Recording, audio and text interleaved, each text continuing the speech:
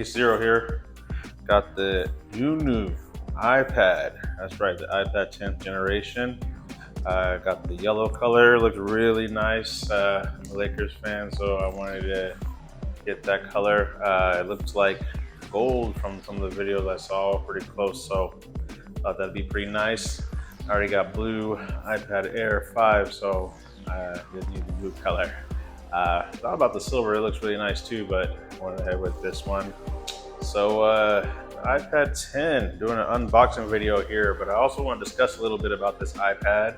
It's been getting a lot of flack online from a lot of the YouTubers lately, and I'm a little confused as to why. So basically, it's the upgrade from the 9th gen. A lot of people have been comparing it to the iPad Air 4, which has the same A14 Bionic chip inside, similar design, but it does have some things that are better than it, such as using the Apple Pencil Gen 2, but I'm not really upset about the Apple Pencil decision to stick with the Gen 1 with this iPad, and I'll explain why after the unboxing.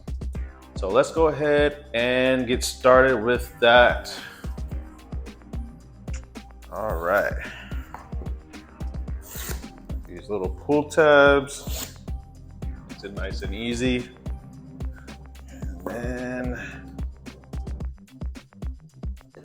come on out. There it is, right at the top. As usual, seen unboxings of the iPads before. You'll be familiar with that. Got the wax paper on top. Just gonna take that off. Ooh, there it is. And it does look kind of like I've seen in the videos. More of a goldish color than yellow with that sheen and then the lighting. It's really nice. I like it. I'm digging it.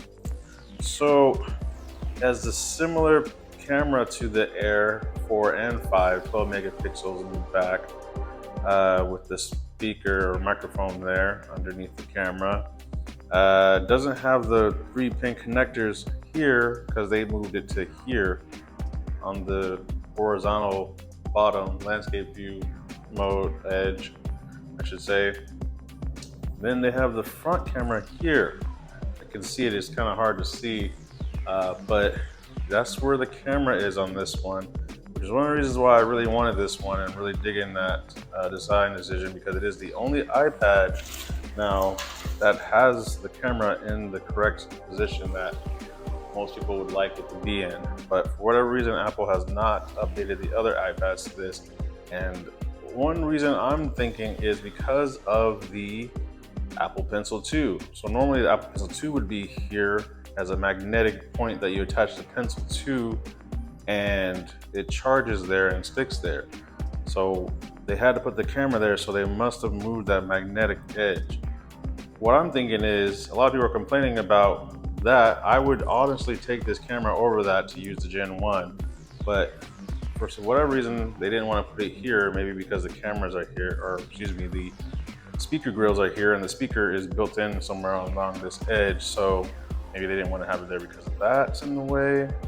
I don't know what they could have done to change that, but honestly, I don't even mind having the Apple Pencil attached here while charging and being able to draw. I think that's actually really cool, because even with the Gen 2 pencil, you can't charge it while you're using it because it has to be here attached to charge. So that's a huge advantage if you ask me. Obviously, you're not gonna be able to charge the iPad because it's only got that one port, which is USB-C now, while you have the pencil connected. So I can see why some people are complaining about that, but honestly, I don't really mind having it connected to a wire while using it. It's similar to a game console using the controller wired to the console, which I do with my PS4 and PS5 all the time, you know, even though they're wireless controllers, so that way they can maintain the charge. So I'm pretty used to doing that kind of thing. I don't really mind it myself, but yeah, I like that yellow color. Glad I picked that one. Definitely looks like a Lakers color. They got the power button here, just like on the Air. It's a fingerprint sensor. Got the up and down volume buttons here. Got the SIM tray here because I got the 5G version of the iPad, so it'll be cell network compatible. That is the sub 6 gigahertz 5G. It doesn't get the millimeter wave 5G that the iPad Pro has, which I have the 12.9 M1 version of. So it doesn't get the fastest version of 5G, but it's still an upgrade from 4G LTE. So I'll take it. That's another upgrade. I know it's talking about really because a lot of people don't get the cell phone model of iPad, so I get that, but I do. So it's an important feature to me, and I'm sure others that you can't get that on a Mac. One thing, speaking of Mac, that I wanted to discuss a little bit in this video too, while we look at the other things here, is a lot of people keep saying that we should bring the Mac OS to iPad, which I strongly disagree with. Why? Because the reason why we love iPads, well, myself, I guess just speak for myself, but I know a lot of others do, is because it's a lot more simple than Mac OS. I mean, I have a Mac, I have a Windows PC, and I have a Linux PC, so I use operating system devices all the time, don't get me wrong, but that's what those devices are for. If I want to use those, I'll use those. iPad is for simplicity and, you know, ease of use. And a lot of people I know that are very intelligent people but do not like operating systems, are not comfortable using computers, love the iPad for that reason. So I really think people need to stop asking Apple for that. I'm really glad Apple is ignoring that. I do agree that we do need more powerful apps like Final Cut Pro and things like that on the iPad, which would be helpful for those that want to use that iPad OS for those uses. But to make it like a Mac with the operating system, I think would be a huge disappointment to many iPad fans, including myself. Now we've got the USB-C to USB-C cable now instead of the Lightning port, and it is braided, which is really awesome. I'm glad they did that. This is how all their cords should be from here on out. It's a lot better than the previous designs, a lot more bendable without feeling like it's getting damaged or anything. Cords will last a lot longer. So that's awesome that they did that, just like they did with the MacBook M2 Air, which I also have.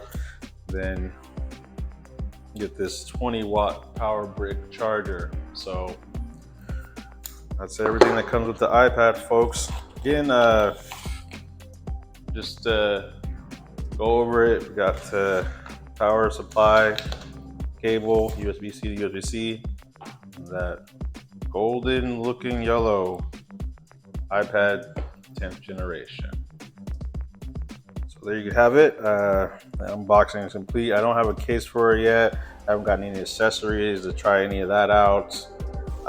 So yeah, I just was planning on doing an unboxing here, but again, I don't want them to bring Mac. Now, some of the complaints I'm hearing about, like getting the file system right, I definitely agree with that. I think they need to fix that. I think they need to make it so you can eject things from the USB-C port. Having it where you can damage your files from your SSD drives and things like that is not cool. Apple definitely needs to address that immediately. It shouldn't take too big of an update for something like that. But to have the whole Mac OS, I think would be a huge mistake. iPads are supposed to be different from Mac. It's supposed to be a solution that's simpler. It can give you most of the functions of a computer. I mean, they should give you some more, and that's just going to come down to apps and they get some other optimizations to iPad OS, like allowing you to eject SSD drives safely and updating the file app to make it run better and things like that, you know, making it more compatible with other external devices. Although I think they're doing pretty good with it. I mean, you can use mics on it, you can use SSDs, you know, with the Pros you can use Thunderbolt devices. So they're doing pretty good in that area, if you ask me. But you know, they can always add more devices and things like that. So yeah, there's the unboxing iPad 10th generation, the brand new iPad, along with the M2 iPad Pros that came out. Thinking about getting one of those. That's another one that I don't really understand why some people are going in on it pretty hard. Sure, it doesn't seem like the biggest upgrade, but I mean, if you look at laptops, a lot of times it's just a hardware upgrade. So, I mean, you can't really hate on an iPad doing that. You know, I mean, honestly, the 2020 iPad Pro was less of an upgrade, if you ask me. It's the same chip, just slightly different, which they just added um, a core to the GPU. Not a huge difference, and they did bump up the RAM, so that was the bigger difference to me, honestly. But with the M2, it's definitely a bigger spec bump, and you get the hover feature, which I do agree with what a lot of people are saying, that that should be more of a software thing. So I don't know why it's just locked to that version when it should be on any version that can use Apple Pencil 2. Um, but I'm not here for that. This is about the iPad. I think it's a great device. Look forward to trying it out. Trying out that camera, which is a lot better than the Airs. That is the front camera. It's at 12 megapixel wide, ultra wide, excuse me. And it has center stage as well. And it's in the correct spot for landscape mode. So I'm going to definitely enjoy FaceTiming family and friends with that one. Until next time, friends, thanks for watching. Have a great day.